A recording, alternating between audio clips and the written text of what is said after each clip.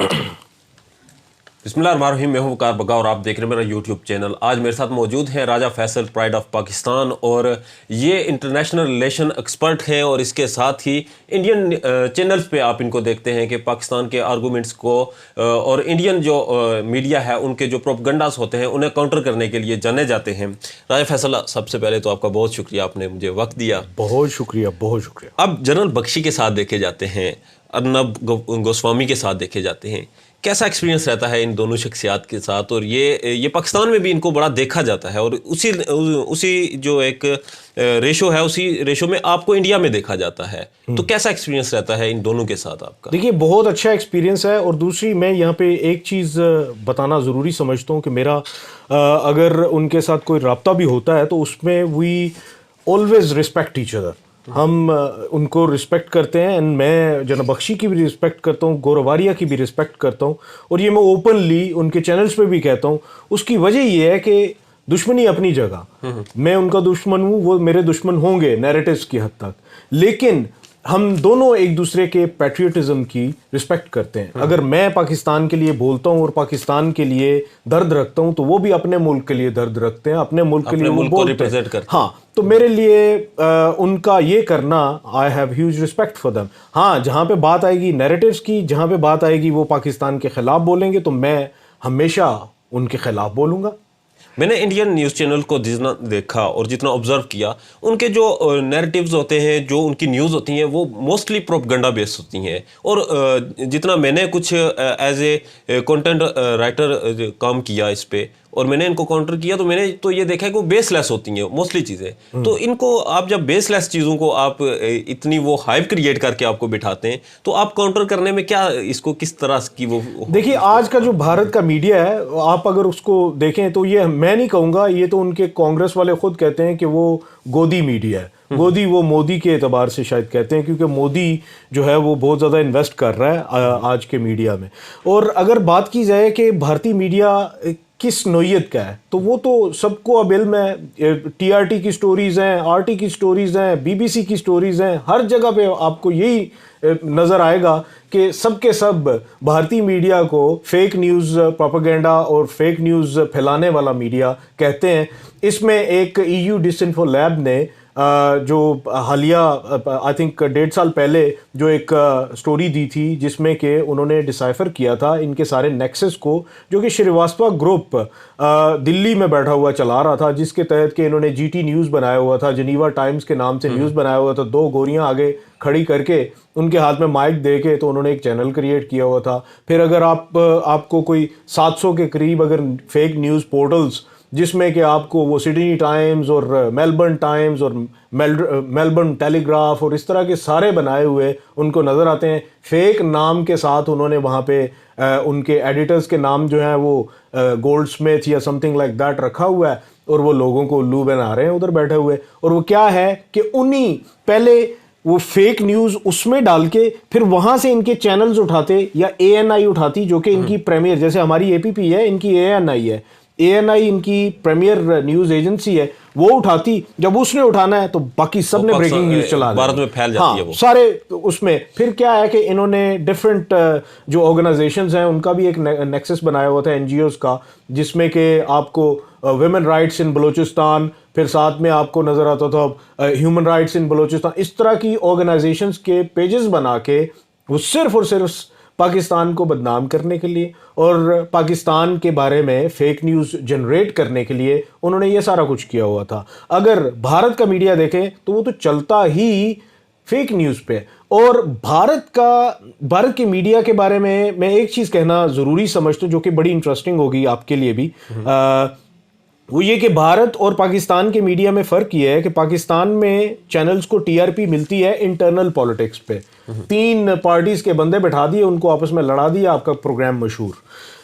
अगर भारत की बात की जाए तो भारत में TRP मिलती है पाकिस्तान को गाली देने से, पाकिस्तान के खिलाफ बुरा बोलने से, पाकिस्तान की हर बुरी चीज़ को हाईलाइट करने से, फिर पाकिस्तान में की हर वो बुरी चीज़ जो कि एग्जिस्ट ही नहीं करती उसको फेक न्यूज़ के ज़रिए एग्जिस्ट करवा के फिर उसको प्रमोट करने से उनकी TRP बढ़ती है। और वो anti Pakistan programme external politics से रिवॉल्व करता है। तो मेरी नज़र में इन दोनों में ये फ़र्क है। जो गोस्वामी है वो अमूमन प्रोग्राम्स में हम देखते हैं हाइपर रहता है, गर्म रहता है, मगर आपके सामने आते ही वो गर्म क्यों नहीं होता? इसकी क्या वजह है कि आपके पास उसके कोई राज हैं, या क्या वजह है कि आपके साथ वो तो बड़ी फ्रेंडली टॉक करता है और उस तरह से जिस तरह से वैसे वो हाइपर होता है वो नहीं होता? इसकी देखिए, इसका तो मुझे भी अंदाज़ा नहीं, लेकिन एक चीज़ का मुझे अंदाज़ा है कि अर्नब गोस्वामी जो हैं वो what ever he is on screen, I think जो रियल लाइफ है वो थोड़ी सी डिफरेंट होती है। ये हमारे यहाँ भी इस चीज़ का है कि आप जो स्क्रीन पे होते हैं, आप out of the screen you are very different. आप को मैं कई एग्जांपल्स पाकिस्तान से भी दे सकता हूँ, और यही उनके बारे में भी है। Arnab Goswami is a nice man, not a bad man at all I would say. लेकिन ऑब्वियसली जब वो मेरे साथ बात कर रहे होते हैं तो we have that mutual respect for each other.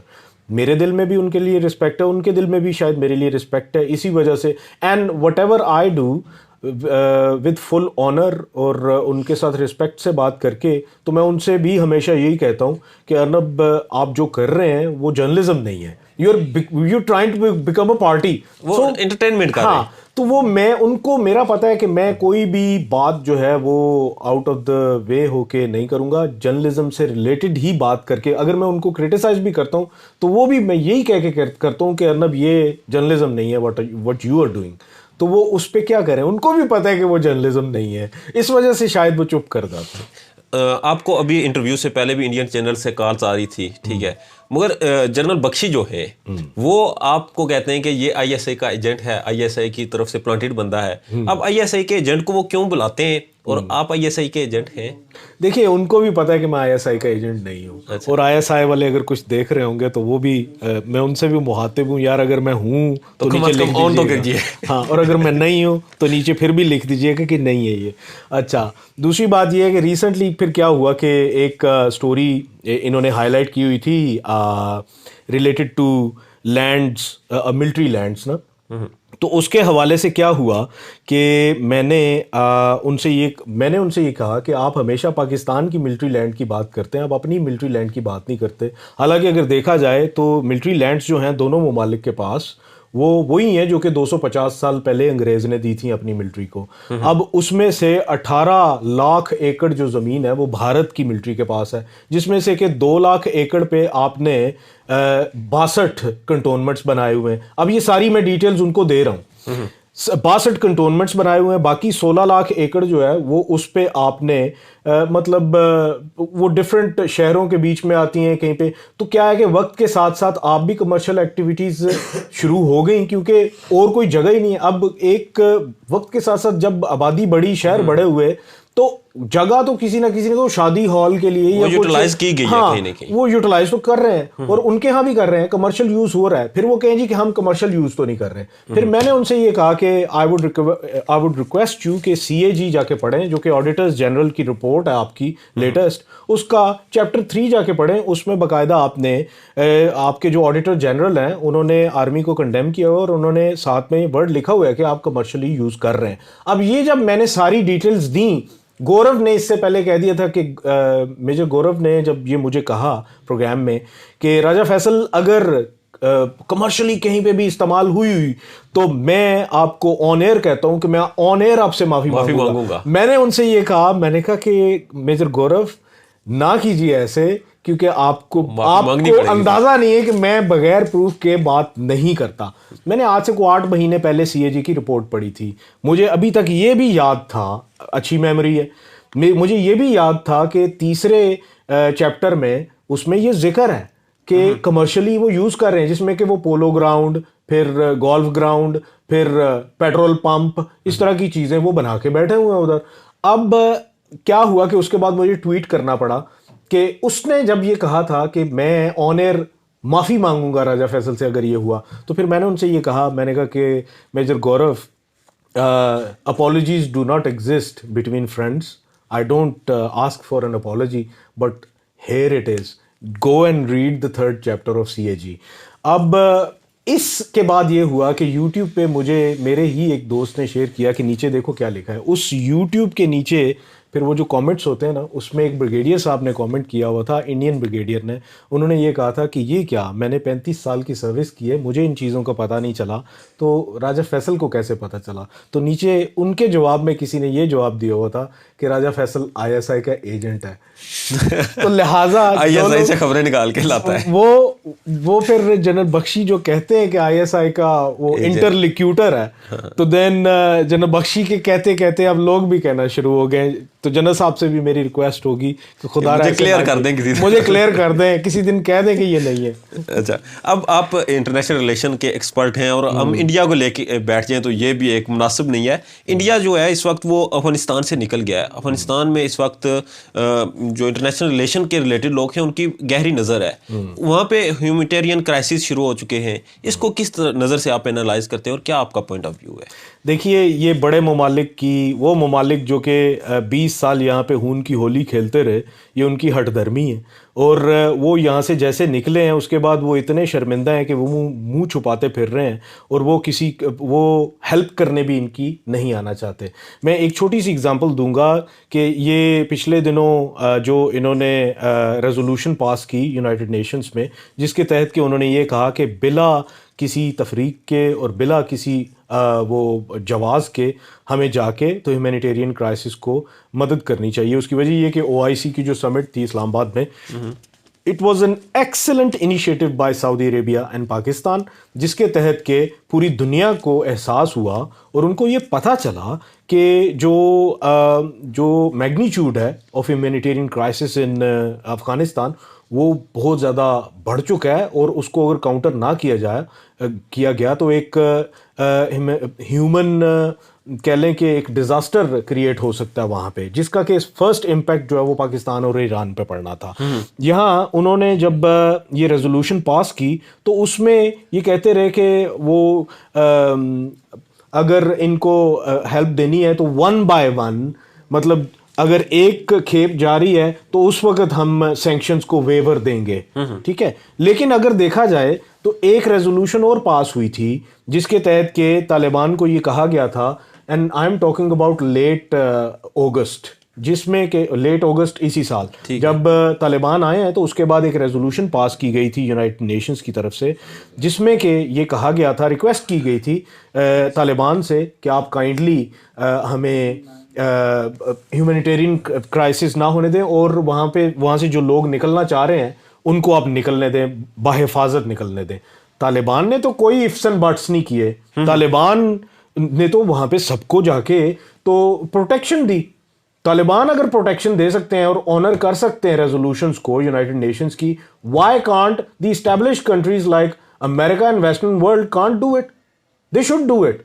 Humanitarian crisis है, उसको हल करने के लिए सब कुछ करना चाहिए। इस वक्त जो कुछ अफगानिस्तान में हो रहा है उसका सबसे बड़ा जो कह लें कि अगर जिम्मेदार है तो वो अमेरिका खुद है। अमेरिका ने 20 साल वहां पे अपने सारे वेपनरी को इस्तेमाल किया, सारे आर्सेनल को इस्तेमाल किया और सारे स्ट्रक्चर को डिस्टर्ब किया। अब खुद अचानक से भाग गया।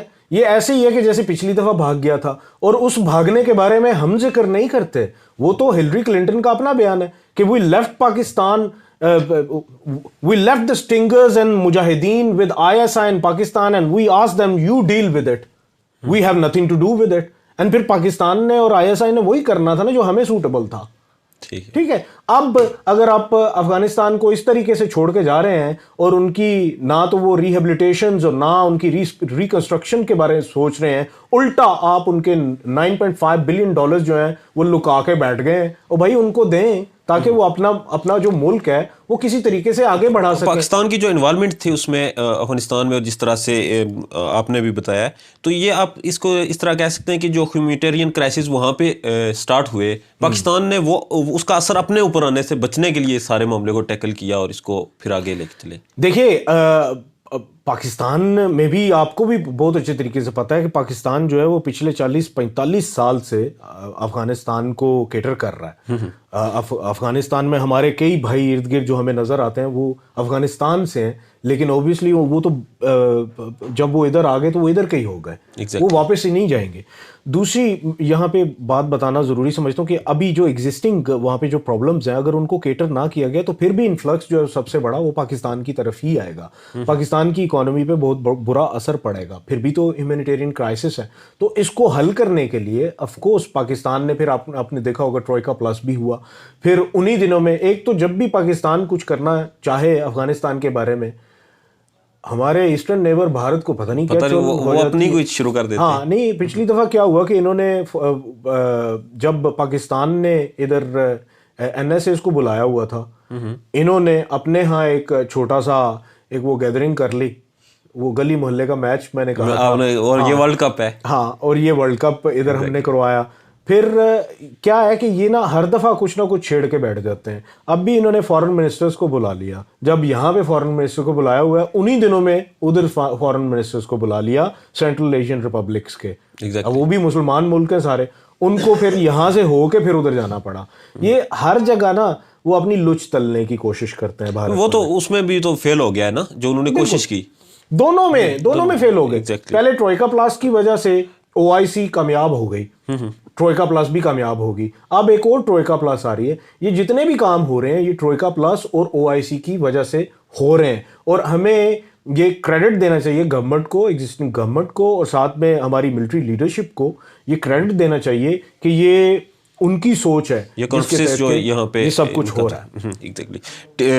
टीटीपी ने जो एक पाकिस्तान की तरफ से उनकी तरफ से पाकिस्तान में थ्रेट्स आ रही हैं कि वो कुछ करेंगे या हमले करेंगे या जिस भी तरह, इसको किस नज़र से आप एनालाइज करते हैं कि ये बस ये अफवाहें हैं या कुछ भी नहीं होगा, या भी कोई खतरा है और इसको भी संभालना पड़ेगा और ये पाकिस्तान के लिए मसला बन सकती है? देखिए, पिछले दिनों में, आज से तकरीबन एक हफ्ता पहले की एक स्टोरी है जो कि मैं आपके पास आपके चैनल पे ही सिर्फ बात करूंगा इस पे। वो बात ये है कि एक मुस्तनद इदारा है अनादुलू। अनादुलू एक न्यूज़ एजेंसी है तुर्की की।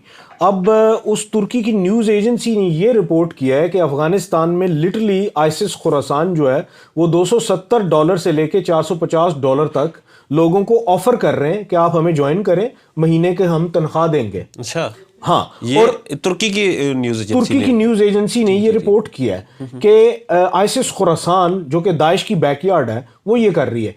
अगर ये हो जाता है और ह्यूमैनिटेरियन क्राइसिस को कंट्रोल नहीं किया जाता तो लोग तो आउट ऑफ डेस्परेशन इस तरह के लोगों के पास जाएंगे। कुछ टीटीपी से टूट के जाएंगे, कुछ हर तरफ से जाएंगे। फिर जितनी भी ये रॉ है, मोसाद है, फिर सीआईए है, फिर सब के सब वो वहां पे पहुंच के उनको इस्तेमाल करने की कोशिश करेंगे। अगर ह्यूमैनिटेरियन क्राइसिस की वजह से ये कुछ होता है तो फिर मैं अभी से सबको ये नवीद दे देता हूं कि आने वाले वक्तों में अगर हम खुश नहीं ना तो फिर पूरी दुनिया खुश। ये तो वर्ल्ड ऑर्डर को थ्रेट है ना। और ये बता दूं कि आइसिस खुरासान किसकी बैकयार्ड है? आइसिस खुरासान दाइश की बैकयार्ड है, दाइश का ब्रीडिंग ग्राउंड है। वहां से दहशतगर्द तैयार होता है, बनता है और फिर यूरोप में जाता है। यूरोप को भी मैं ये बता देना चाहता हूं और वेस्टर्न कंट्रीज को भी मैं ये बता देना चाहता हूं कि अगर पाकिस्तान, अफगानिस्तान और रीजनल कंट्रीज खुश नहीं रहेंगे ना तो तुम लोग भी खुश नहीं रहोगे।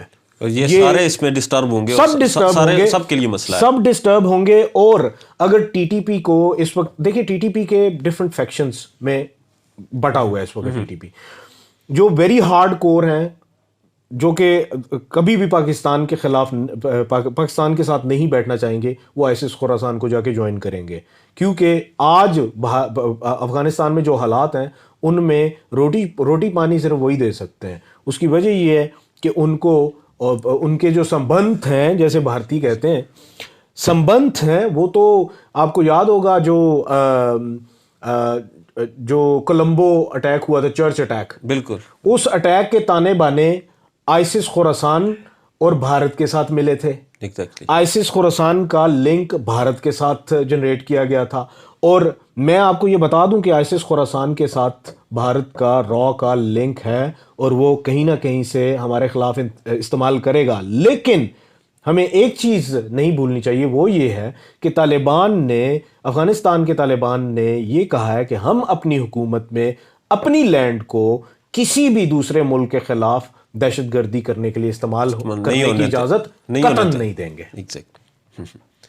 तो ये मेरे ख्याल में आने वाले वक्तों में हमें यही नजर आएगा कि वहां से कुछ भी टेररिज्म जो है वो जनरेट नहीं होगा। OIC हुई या ट्रोइका प्लस हुई, तो अगर इनको ये ना होती और आगे भी इसको पाकिस्तान अगर नहीं लेके चलता और इस पे साइलेंट हो जाता है, तो फिर ये पूरी दुनिया के लिए थ्रेट है। पूरी दुनिया के लिए थ्रेट है, पूरी दुनिया के लिए थ्रेट है। और साथ में ये जो हमारे बिल्कुल साथ जो कंट्रीज बैठे हैं ना, गल्फ कंट्रीज, ये उनको भी मैं बताना चाहता हूँ कि खैर से दाइश जो है वो उनके भी खिलाफ है। दाइश तो उनकी हुकूमत को भी नहीं मानती, दाइश तो सिर्फ और सिर्फ खिलाफा पे यकीन रखती है। और जब वो एक्स्ट्रा पावरफुल हो जाएगी तो उसने तो सबको फिर वो काउंटर करना है। सबको चाहिए कि जेब अपनी ढीली करें और अफगानिस्तान की मदद करें। अगर नहीं करते ना तो फिर वही लोग जो कि डेस्परेट हैं, out of desperation they will be joining ISIS Khorasan, और फिर संभाल लीजिएगा उनको। नतीजा उसका सब हाँ, फिर पूरी दुनिया संभाल ले उनको। बहुत शुक्रिया, आपने कीमती वक्त दिया। आपका बहुत शुक्रिया, आपने वीडियो देखी एंड तक। मेरे चैनल को सब्सक्राइब कर ले ताकि मेरा और आपका साथ मुस्तकबिल के लिए जुड़ा रहे। अल्लाह ने के बाद।